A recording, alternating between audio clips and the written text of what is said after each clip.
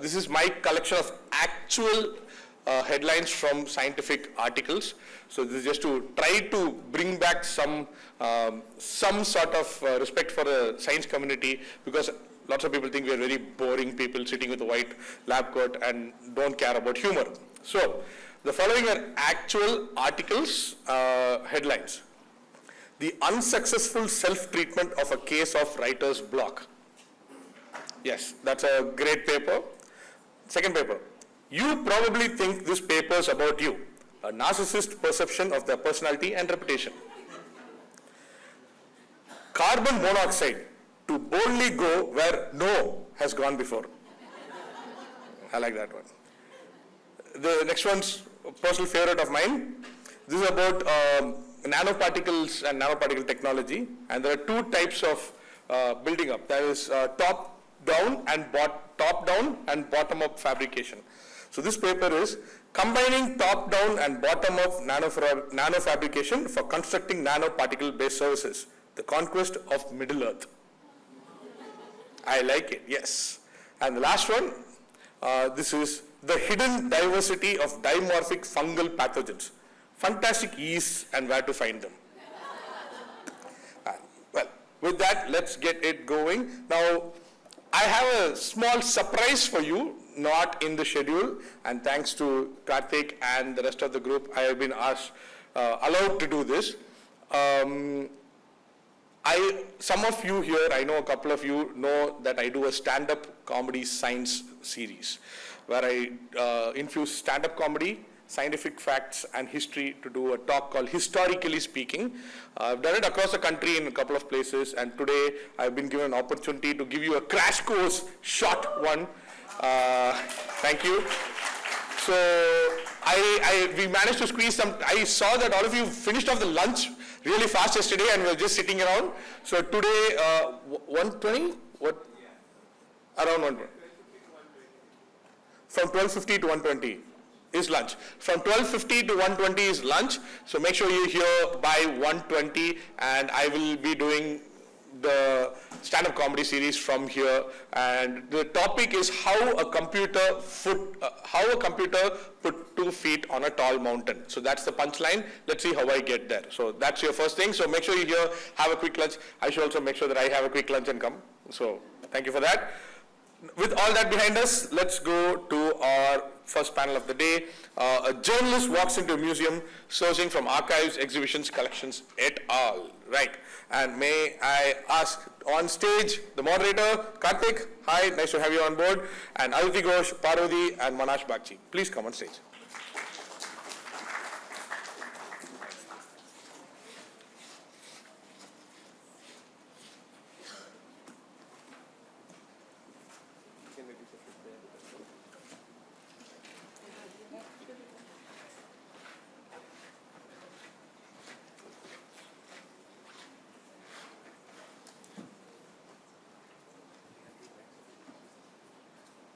Hello, am I audible? Good morning everyone. Hope you had good breakfast and had a good workshop. This looks like an audience that definitely loves visiting museums. In a lot of places it's quite a task to convince somebody, but I'm sure it's not here. I personally love it. I always go into a museum like really hungry, but walk out even more starving. I have had the chance to go and visit some museums for stories. Usually they are run by really large institutions, but sometimes, can you show the next photo please? But sometimes they are run by individuals. It's in the PPT, off Canva. Yeah, but sometimes they are run by individuals, and this one is from Manipur, somebody who runs a Loktak folk museum, documenting their fishing activities and other traditional processes. And like museums, even archives are a storehouse of ideas. They are, they give us a lot of ideas for stories, and at the same time, they also give us material for such stories. So today I have with me people from the museum, from different museums, as well as from the archive, who are going to essentially speak to us about how journalists can use these sites as source of inspiration as well as places to get material from. And at the same time, they'll tell us a bit about what lessons we as journalists and communicators can take as lessons in storytelling from them. Before we start, I'll take all of you all into a walk into a museum and an archive where the three people with us today are curators for us. And I'd like to go to the next slide, please.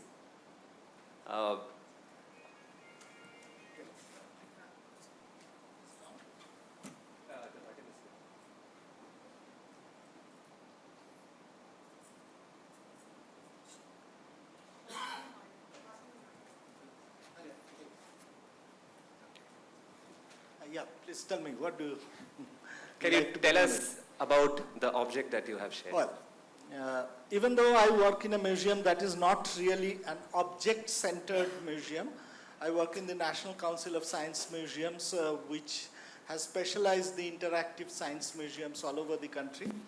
But even then, objects are special to many of us, and more or less the museums are based on objects. This is what is one object that fascinates me. It is the telescope that Galileo used in 1609 to look at the sky for the first time. Now, what is so special about it? Galileo, as we know, that probably he made about a dozen of telescopes, and only 2 of them have survived to reach to us. And this telescope in particular is kept in Florence, where he gave this telescope to the Duke of Florence, the then Duke of Florence, Cosimo II de' Medici. And this is another very interesting thing, that 1609, by October, Galileo made these telescopes, and what we have got is not the full telescope. So even though I say that this is the Galilean telescope, it is actually not. What has come to us are the 2 lenses and some part of the support system. The rest were recreated from the descriptions and from the book that we have. And Galileo also published a book. He was in a hurry because of a particular reason. He donated this telescope and his book, Sidereus Nuncius, and that is in English translates to Starry Messengers. And it was one of the finest branding ever done, because with this telescope, he discovered the Galilean satellites, the bigger ones, the 4 bigger ones, and he called them Medician satellites, so that he can pitch for a position in the court of the Duke, which he got ultimately. But one journalistic story also is associated with it, and that attracts me. This telescope was sent to many parts of the world in 2009, when it was the 400th year of Galileo's first looking at the sky for astronomical reasons. And then Dennis Overby, one of my very favorite science journalists, he wrote an article on it. Normally, Overby starts with a lot of interesting things at the beginning of the article, but this time he didn't. It was a very dull sort of article with a very standard run-of-the-mill beginning. And the whole write-up he created in such a way, it describes how simple it is, yet how nondescript, how non-spatial it is. But then towards the end of this story, he writes, I asked the curator, can I handle it? He gave it to me. I found that there is a half-degree point of view, and it's quite heavy. There's no support system. Even though I am so confident about finding out anything in the sky with this telescope, I tried to point out Jupiter. I thought I'll take 5 minutes. I took 15 minutes. It went on half an hour. I couldn't do that. 1 hour, I couldn't do that. And he ends this story with a one-liner that attracts me. It's not easy being Galileo. Thank you for that. Parvati, would you like to share the story of your object? So this is an image from the archives. This came through Prakash Gole. Prakash Gole was an ornithologist. He was also the founder of Pune Ecological Society. So this image came with the collection. And at first glance, I think it would look like any other field trip to Ladakh, because it's Ladakh, you can see the barren landscapes behind, and there are binoculars. There's Salim Ali, there is S.A. Hussain. But when you look closer, you can also see a lot of army personnel. Army personnel associated with this research, with the bird survey. And that's what fascinated me. Why is so many army personnel associated with the bird survey? They went on to look at the black-neck cranes. The black-neck cranes is a deeply cultural symbol of the area, and they were looking for the black-neck cranes in the area. And what is interesting to me is that there was a lot of context behind that went into this bird survey. In the 1950s, there was an issue with the Dillon Ripley controversy, where Dillon Ripley, who was an ecologist, was also associated with the OSS, the Office of Strategic Services, which went on to become CIA, and he was charged with espionage using his status as an ecologist. So what happened was, with that controversy, ornithology itself and the funding from the foreign collaborators was in a very tight balance. The funding had, people were facing issues. Along with this, there was also the POB survey, which is the Pacific Ocean Bird Survey, which happened in the 1970s, and it was linked to biological warfare. This was happening in India too. So a lot of foreign funding which was coming into India was being cut down. So this survey which was happening, this black-neck crane survey which was happening, Prakash Gole and Salim Ali had asked International Crane Foundation, which was based in US, for funding, but it didn't come about because of it, because a US-based organization funding a bird survey in a geopolitically sensitive region was not something that could happen at that point of time. So this image is from that period. This survey happened in the 1980s, which was also difficult to find because there is no date associated. You can't see a date on the image itself. You just got this image. How do you find the date? How do you find when it happened? That's also the job of an archivist. The 5 WH questions: what, where, when, who is associated with the project. All of that an archivist needs to find, and that's what my role also involves. So I found that it happened in 1983 after going through a lot of articles on black-neck cranes. Also other letters associated with Prakash Gole that was sent to Salim Ali, from Salim Ali to BNHS. So an archivist role involves all of this, and this is what fascinated me, because a single image can give a lot of context. Politics of science, geopolitics, what happens when research happens in geopolitically sensitive zones, and how access to these geopolitical zones can be navigated, and who gets access to these zones. So I think that's what fascinated me about this image. Also, it's relevant today in these times when collaborations, fundings are all in a tight balance. It's controlled tightly. So, Thank you, that was fascinating. Aditi, your images, that's it. So what you have on screen right now is a fire alarm system. This is, we had this in our collection. We've put it out in a gallery very recently. The gallery, the other theme in the gallery is communication.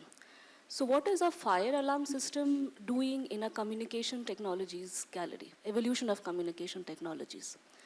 It happens like that. If you can make out just beside that, what we've put out in the label is not when this originated or how it operates or where it was found.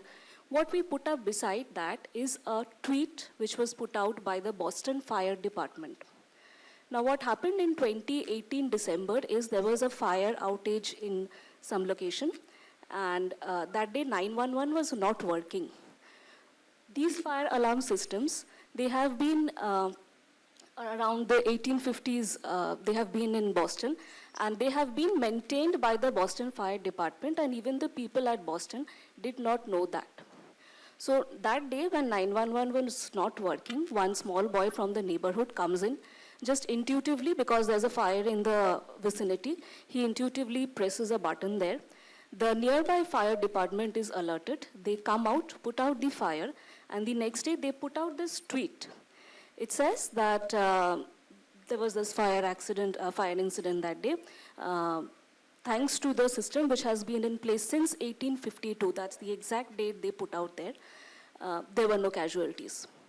So now when you think of it, we can tell the stories of objects in our museums linearly, like where they originate, what is their purpose, who uses it, what benefit they do to society. Or you can tell them their associated stories and let the people get interested into it and find out the details themselves. So that is the approach we try to create in each of the galleries that we put out to the public, that it's a layered information. You don't expect it this way. You don't expect a tweet post in a vintage communication gallery over there, but it's there. And we do have a small, that yellow portion on top, which tells you like how and where it works, but that's in the smaller font. The bigger font is the tweet post. So once you get interested into it, we hope you read the smaller font, but that's not necessary. This should be enough for you. So yes, this is what I do. The stories that go behind objects or behind the exhibits we curate for the galleries, that's my job for now. Thank you so much. All such fascinating stories. Thank you for curating this walk for us. Manash, I wanted to start with you with a broader question.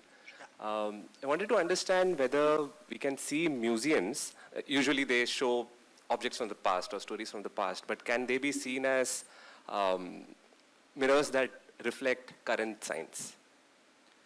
Yes, they do. Particularly the type of museums we make, and we are into it, we do it. And we find contexts from many issues. Very recently, we have done one exhibition. It was put out in three different places. In fact, once in Kolkata, and in 2 places in Delhi.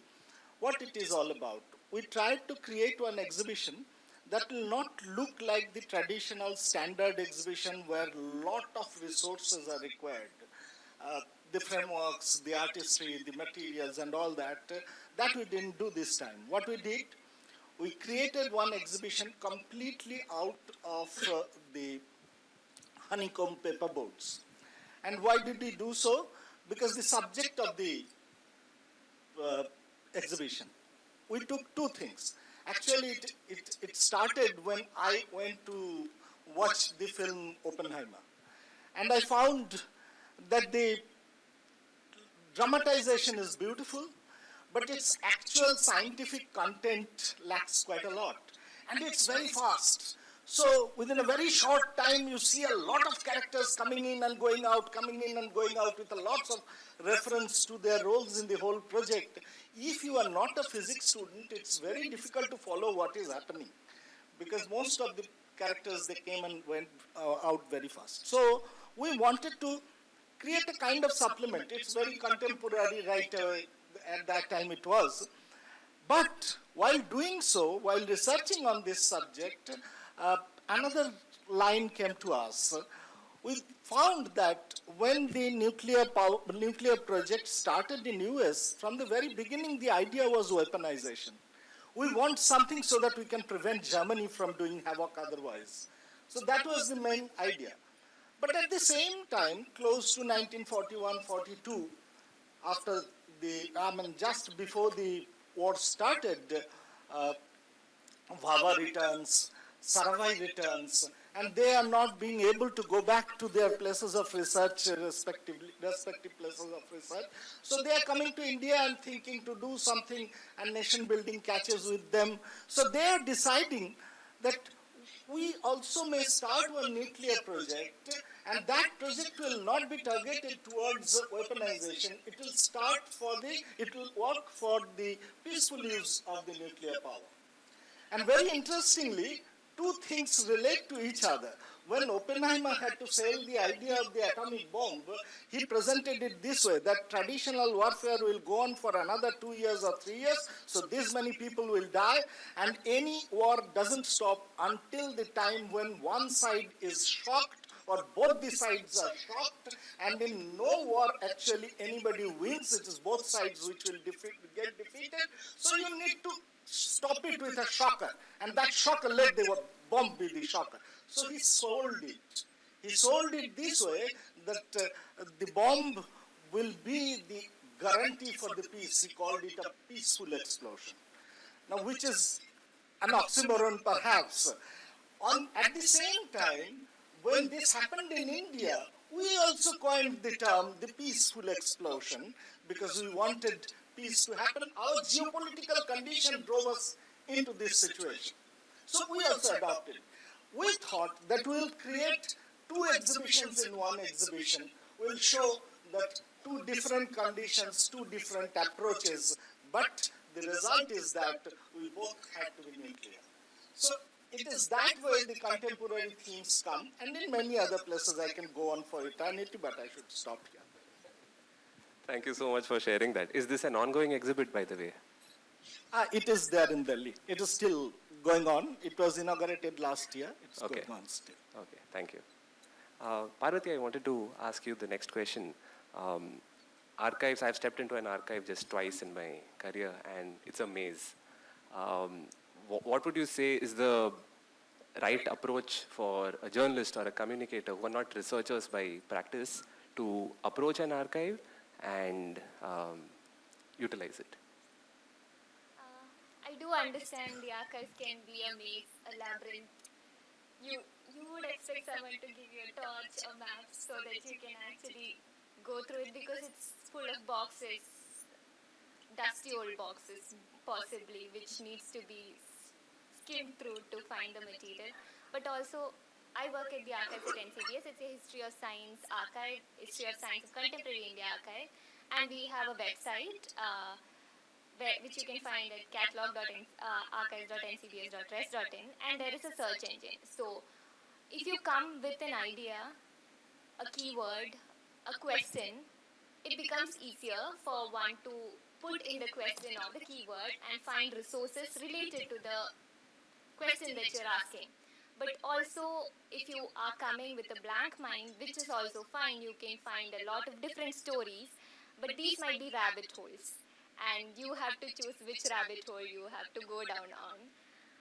But you can also use archivists as search engines. We go through a lot of material every day, and we can be the human search engines, human GPS that can help you navigate through the archives. So if you come with a question or an idea, that might be a little easier than coming with a blank mind, but that's also fine to get inspiration from the archives itself, because we currently have an in-house exhibition which displays a lot of material from the archives, so you can go through the exhibition. We have blogs coming up about what kind of material exists in the archives, or you can go through the metadata that has been created. So a lot of different themes has been listed down in our website, which you can go through. If something resonates with you, you can find more about it in our catalog. So that's something you can do to navigate the archives much easier than if you're coming with a blank mind.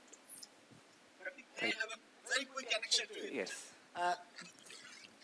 Just as an addition to what she said, I was working in a museum and gallery that was on the ONGC, the Oil and Natural Gas Company, what it is called, I have forgotten, commission.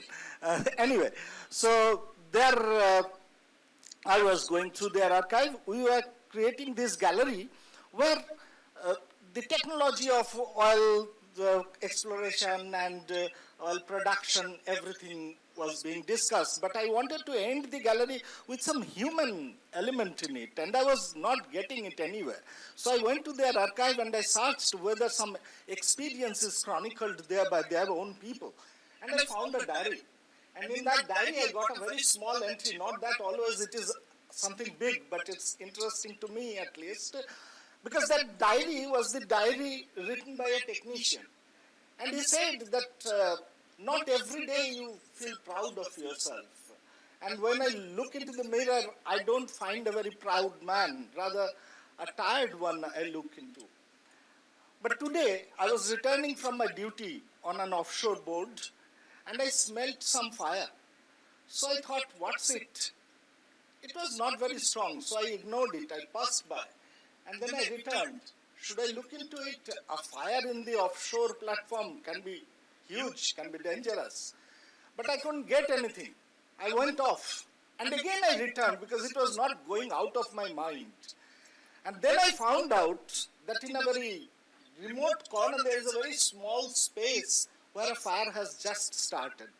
The smell came out. I doused it, stopped it, and went back.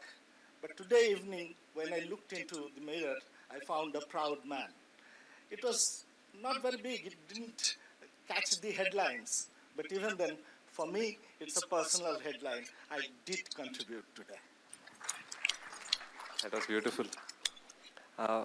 Aditi, you curate many different kinds of exhibits, but some of the audience that comes at the Birla Museum in Calcutta is also school children or young adults. And we popularly see that attention spans are less, or we observe the world or the museum through a phone. I think it's parallel for adults as well. They are also on their phones, and while consuming news, we are struggling between content and cats. So it's almost the same. So what methods do you deploy to ensure that they at least take something from the museum?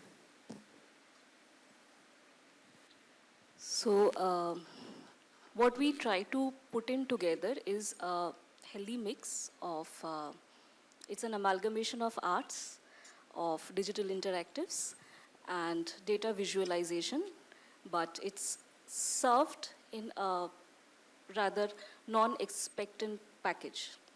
I can tell you the example of a recent gallery we inaugurated. It's called Lost at Sea. It's on the importance of marine life for humans as well as for the animals themselves. So there's a light installation in front which shows you the silhouettes of species which are on the edge of extinction. So we call it the lantern of life. And you see the silhouettes falling on the, it's like a lantern, a lamp, if you can imagine that. The light falls out of it and it creates a pattern on the floor as well as on the walls and the ceiling. So you see all the extinct species around, near extinct species around you. And the light is symbolic that if we are not careful enough now, the light might get distinguished forever.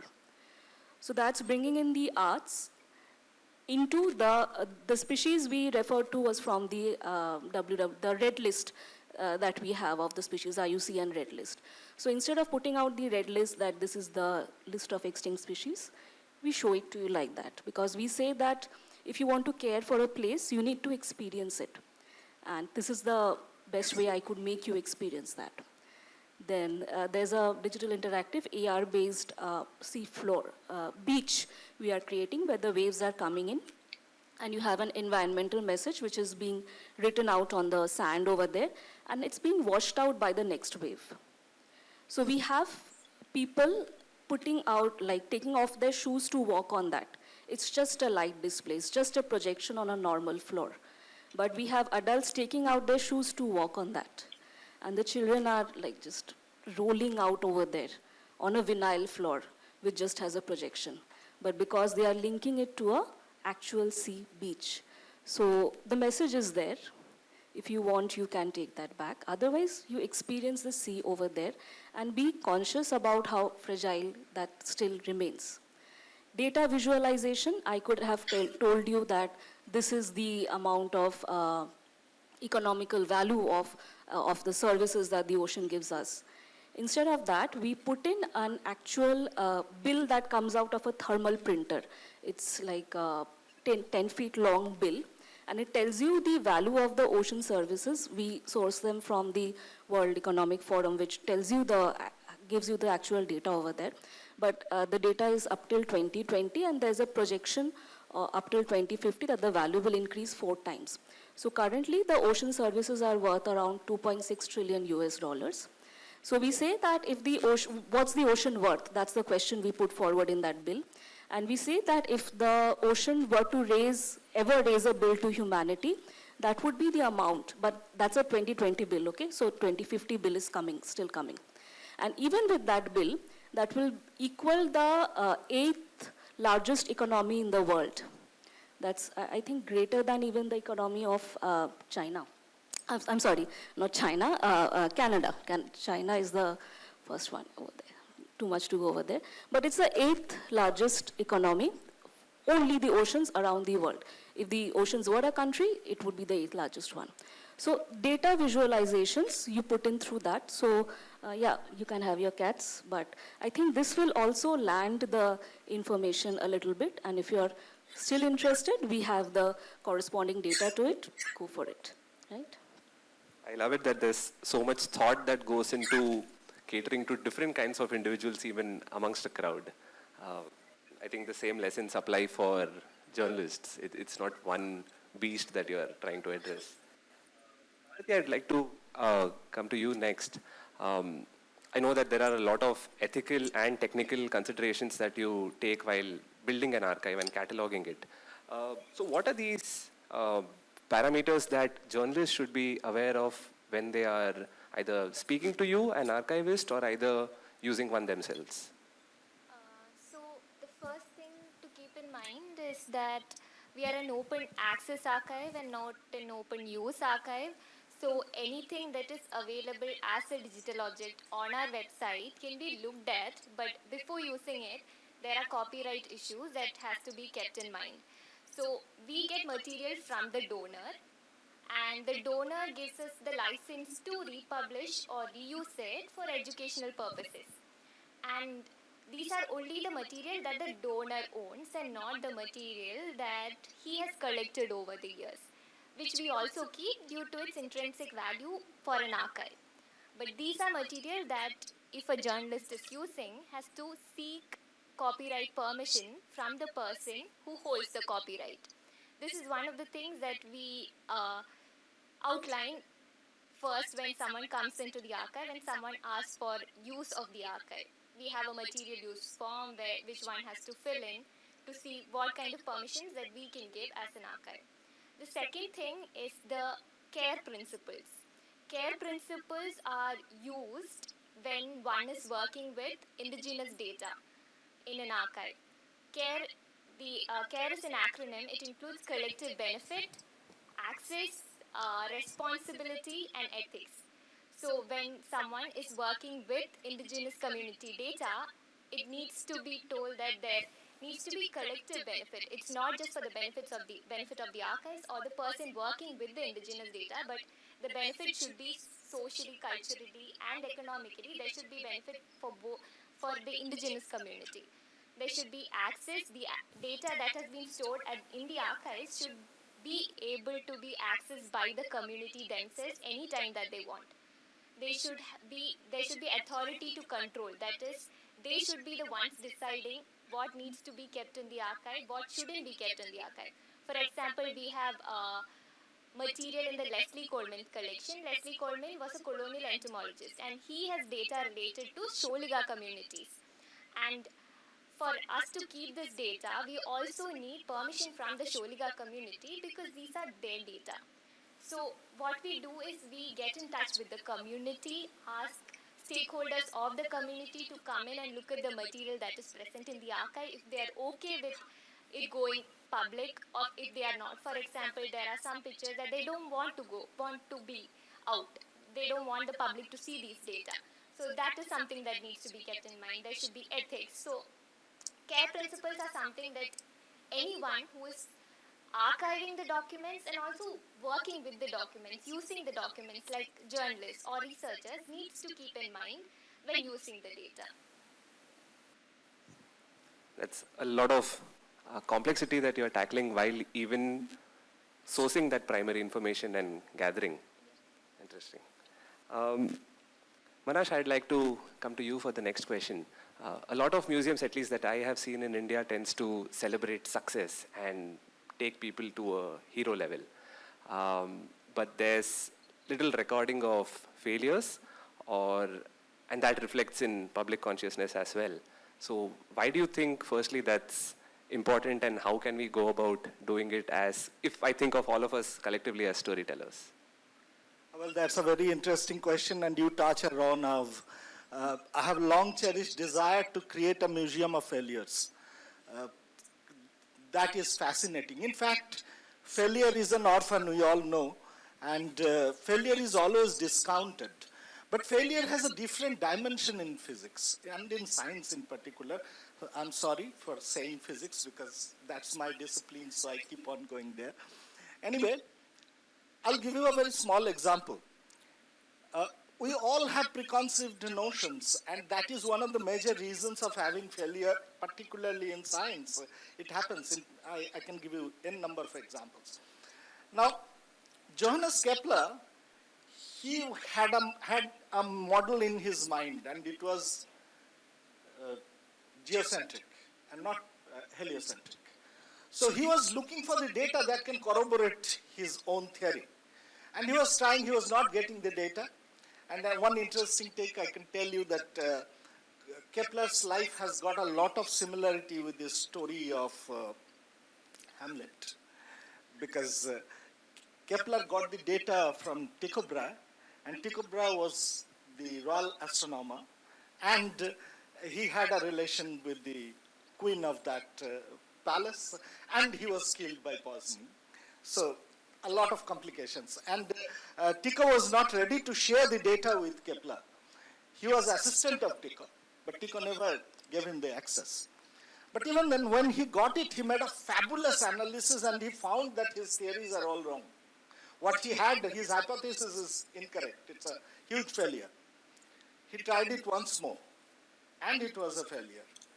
And this is the beauty of science. Probably there is no failure in science at all, because once one hypothesis fails, another begins from there itself. You find out there is something new in it.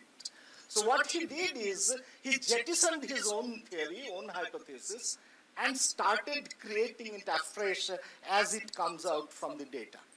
And that made what Kepler was. Similar thing happened in Michelson-Morley experiment. They were trying to prove that the ether exists, but they ultimately couldn't get it. They repeated the experiment n number of times and then finally said, oh, we are sorry, not good enough, we couldn't do it. And then it took Einstein to find out that, you don't need it. So that happens. But there can be other type of stories as well, where failure ultimately did not result into something very new. But even then, those failures are important because you know that's a blind alley you should not try. Go for another route. So I wish that ever sometimes I can create a museum of failures where all those stories of failures are told, because they are definitely the pillars of success. But as I was suggested by one of my teachers, I'd like to include, don't make too many pillars. Can I add? Please do. Sorry, we are just a little short on time, so if you can keep that brief, and then I'll ask another question as well. Just that if you want material for the failed experiments, we have it in the research notes at archives. And if you want a collaborator, please, SJAI is here. Yeah. Yeah. Aditi, my last question for you, and hopefully we'll have time for maybe one question. You mentioned that you give interviews to journalists and news channels, and also you write a lot of press releases about the exhibits at the Birla Museum. What, according to you as an education officer and curator, are some of the kind of questions that journalists can ask to get better insights into the work that you do? Or from observation, some things that we would have missed out? So I'll start off in a different perspective for this question only. You remember how Alfred Nobel Prizes started off? It was from a wrong headline of a French newspaper. The Merchant of Death is Dead is what the French newspaper had published in 1888. And Alfred Nobel was sitting and reading it. He wasn't dead. The news was about his some kind of brother who also shared the same surname, and the newspaper wrongly misinterpreted it. And they were prematurely celebrating Alfred Nobel's death.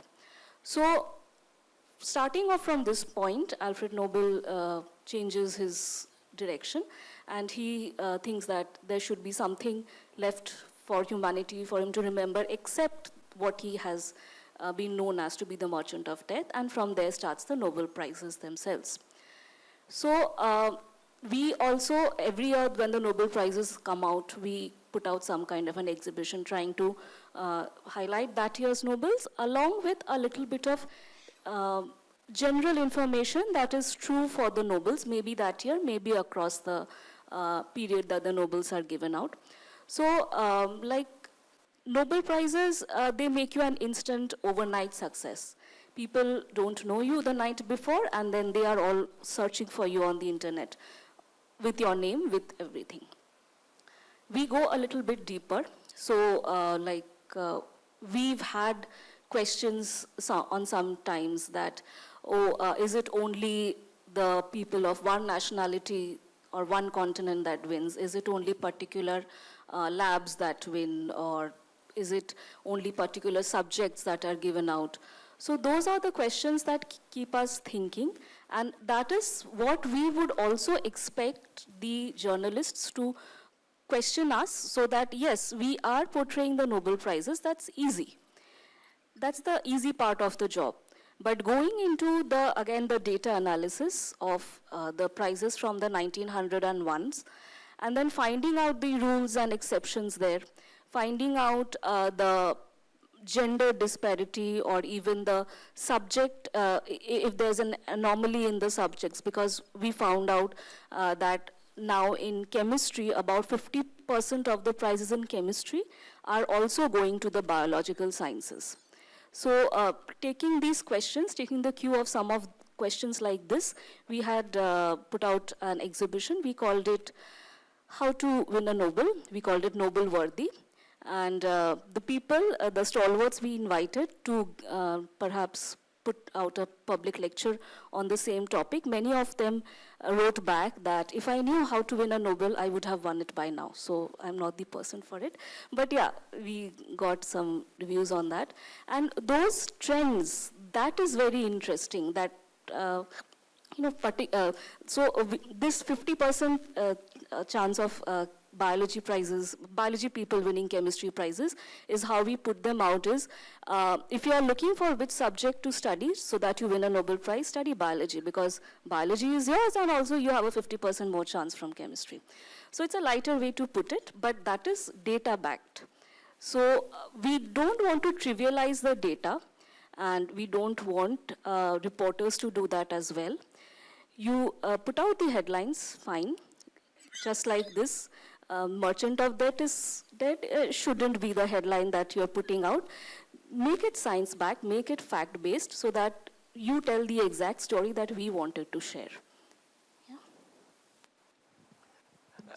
Yeah. Sorry, I just had a small follow-up on that. Exactly 1 minute. I wanted to hear about the importance of materials that you use in museum exhibits, and does that hold any value in the story that you're trying to tell? Yes. How we put out these stories is also very important. I can make a 4x8 vinyl on the trends of the Nobels, put it out. People will still look at it. Make it very pretty. Maybe a little more people will look at it. But if I make it in the form of an enlarged Nobel medallion box, and I put the statistics on the box, or I put the question on the box, and I ask you to open the box to find out the answer, like which nationality has won the major amount of prizes, and I give you the trend also on the box, but how does it relate to this year's Nobel? So the question as well as the general trend is on the box to find out the exception, or the one that is specific to this year's Nobel. You open up, you find an enlarged medallion showing all the Nobel Prize winners this year, as well as their nationalities over there. So how to put out the same information in a different format, and how you choose the material so that it's sturdy. You have multiple times opening and closing, so it should be spring-loaded, so that I don't expect everyone to put it back and reset it for the next audience. It won't work. So you make it spring-loaded so that it bounces back on its own, and the next person again, the surprise is there for him or her. So those which height to put it so that it's easily available, accessible for the adult as well as any inquisitive child who comes up and who's interested in the Nobels. Thank you. chances thank you. are over there, right? Yeah. That always makes for a good mention in a story. Yeah, a brief point, and then I'd just like to see if we have one question from the audience. Very quick addition to Yes, this. please. The question you did, what is the right question to ask? But I feel there is no right question. I'll give you two very quick samples. At another incarnation, I was writing for The Telegraph, the science supplement of The Telegraph. It's called Know-How, and I wrote for 8 years there. And I interviewed Paul Crutzen, Professor Paul Crutzen, who actually got a chemistry Nobel Prize for finding out the mechanism of how ozone hole happens. And when I was about to interview him, I was preparing, and I found that he got his PhD in chemistry somewhere at around very close to 40, maybe 38, 39, something like that. Now, a scientist of his stature getting his PhD at 40, close to 40, is something odd. And my senses prompted me to ask this question to him, but my humility did not allow me to ask it actually. But finally I did. I asked him, "Sir, don't you think it's too late?" And he started laughing very loudly, and he said, "Yes, it is, and that is because I was never a scientist. I was a civil engineer making bridges and roads." Then I asked, "Then how come?" He said, I was interested in mathematics. I was looking for some job which is a little more mathematical. I got an advertisement that Geneva University wants one research assistant who can help other researchers in doing their calculations. And then I got that job, started working, started reading papers, read 2 papers on environmental chemistry, liked the subject, got a crash course, and then followed it up, and somewhat around 36, 37 published my first paper in chemistry. So that's a story that came out of that, number one. Number two, I got it from the science editor of the Know-How, Mr. Pothik Guha. He told me, he is a very interesting character. So he told this story that Professor Abdus Salam, the only Pakistani Nobel laureate, he came to Kolkata, and he delivered several lectures in several institutions of Kolkata. Pathikda followed it. He made a reporting on it. And at about 7, Dr. Salam returned to the hotel. So he also retired and went back to create his copy that will be published the next morning. And next morning he said, "My editor told me that you are going to lose your job altogether." Because he reported about the lecture and all that. But Professor Salam went back to the hotel. Then he came out after 1 hour, and he went back to meet Professor Anil Lahiri, who was his mathematics teacher in Lahore University. And he was in his deathbed, and that person, he could not speak anymore. And Professor Salam actually came to Kolkata to meet him. And when he went to his deathbed, there was an image posted by all other newspapers that Professor Salam is just sleeping like this on his chest, and that came out as the headline everywhere. This is it. So Pathikda said, I was shocked because that's such a humanistic story. It caught the headlines for everyone, but I missed that altogether. So my editor rebuked me like anything.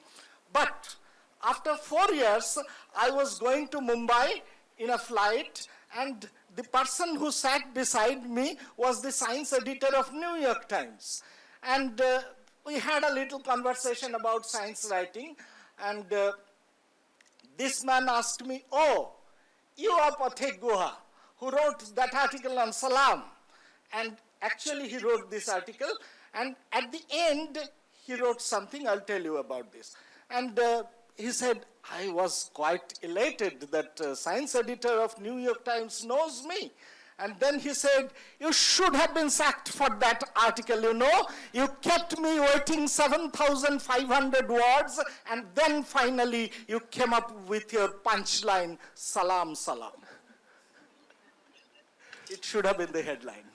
Thank you for sharing all these stories. I think in the interest of time, lunch, and comedy, I think we'll have to cut short the Q&As, but all our experts are available here. Please talk to them, speak to them, how you can take a look at their exhibits and visit the archives as well. Thank you so much. Thank you. It's such a pity we don't have questions for you. Okay, that's great then. Yeah. I was looking at it and he was, so okay.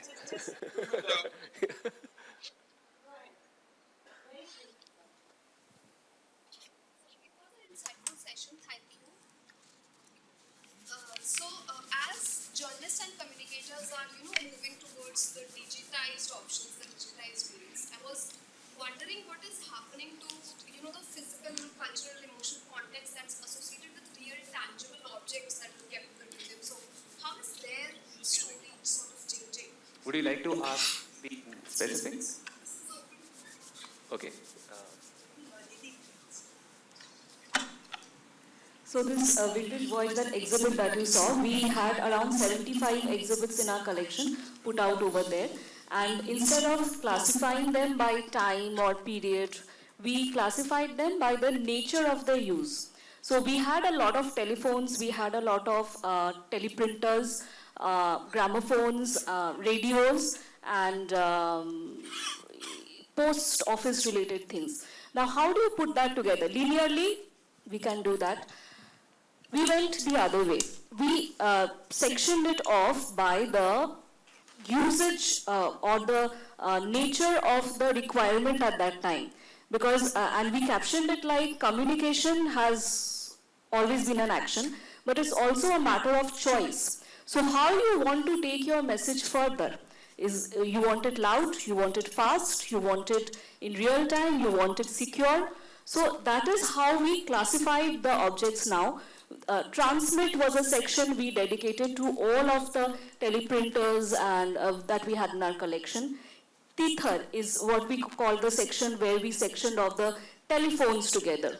And then radio waves, we called it broadcast to show off the radios. And instead of portraying each of the objects or their usages, we had one socially relevant story to go with it.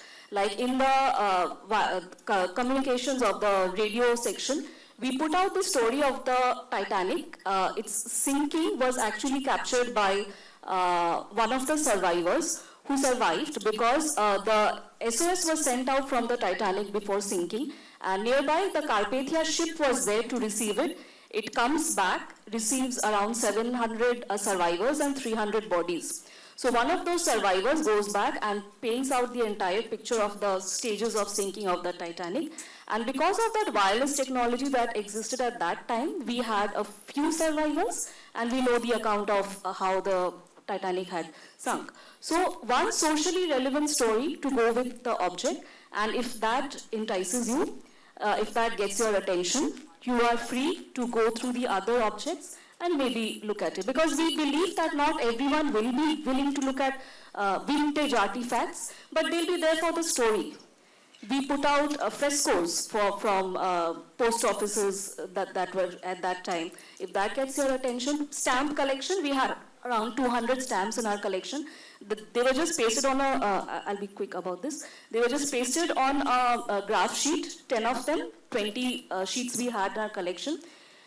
These are archival materials, so we cannot actually tamper with them. So we took their prints, proper size, on a hardboard.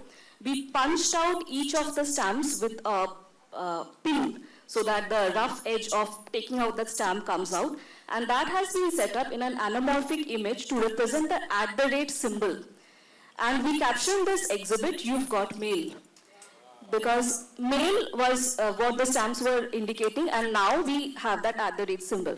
So that's art for you if you're interested in that, and if stamps are what gets your attention, you can come closer and look at them, right? Thank you so much. I hope. She wanted to know what happens in this digital era. We are very, very much aware of this digital invasion, and that is why we almost sermonize all the new curators that screen fatigue sets in within 15 minutes or so. So be very careful. No original material can ever be replaced by screens, because you are seeing this screen almost for the 80% time of your day when you are awake. So don't make it. And we suggest to all the new curators that use technology only when you must. And the technology must be transparent so that one cannot see that the technology is working behind. If it is prominent, then you have not done the job. Thank you. Would you like to add something? At the archives, although we digitize everything and put it out as digital objects, we still preserve the physical objects and it is stored in a temperature-controlled, humidity-controlled atmosphere so that it doesn't undergo further deterioration. But if it's art, then you can request for the art material because to touch and feel the material is something that is associated with looking at art. Yeah. We got a glimpse of it at the textile tour as well. Yes. Yes, for those who were there.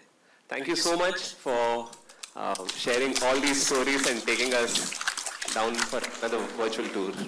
Thank you. Karthik. I have a quick update for Manoj. So there is a museum of breakups where all the, in Zagreb, Croatia, there was a guy called Samuel West who went there, was so inspired that he did start a museum of failures and he crowdsources things to put in, so you can send for that as well. Check it out.